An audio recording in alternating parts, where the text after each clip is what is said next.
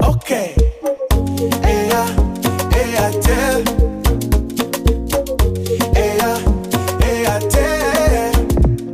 Intambwe ku yindi mu rugendo tujya imbere. Ikiganza ku kindi mu bitendo twamamare. Biyemeza mirimo oya wicika intege. Kazi ni kazi Airtel turi kumwe mu kazi kose. Okay. Reso yacu ni okay. Internet ni okay. Airtel Money. Ndi umucuruzi nkacuruza Airtel Money. Amazina yanjye ni Twingabire Jennifer. Ndi mu karere ka Ngoma, umurenge ni wa Jarama, umudugudu wa Dufitanye. Kuko ntago nezi ko amahirwe agomba kuba yajya mu rugo rwacu. Ntago najyaga nyaha agaciro cyane kubera ko ako nayitabiraga kuyakora.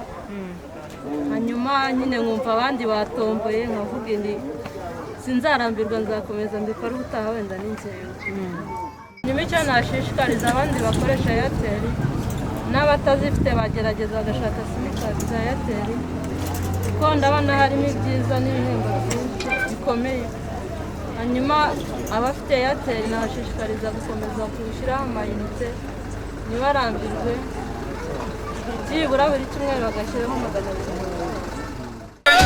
Inzozi zawe zigiye kubimamo. Kandagira icyuma hamwe na Airtel. Ugura amayinite muri telefone yawe guhera ku mafaranga 250 kuzamura mu cyumweru. Uko niko uzihesha amahirwe yo kuba watsindira imwe muri moto nshasha 8 zizajya zitsindirwa buri cyumweru. Ni Airtel mu kazi kose.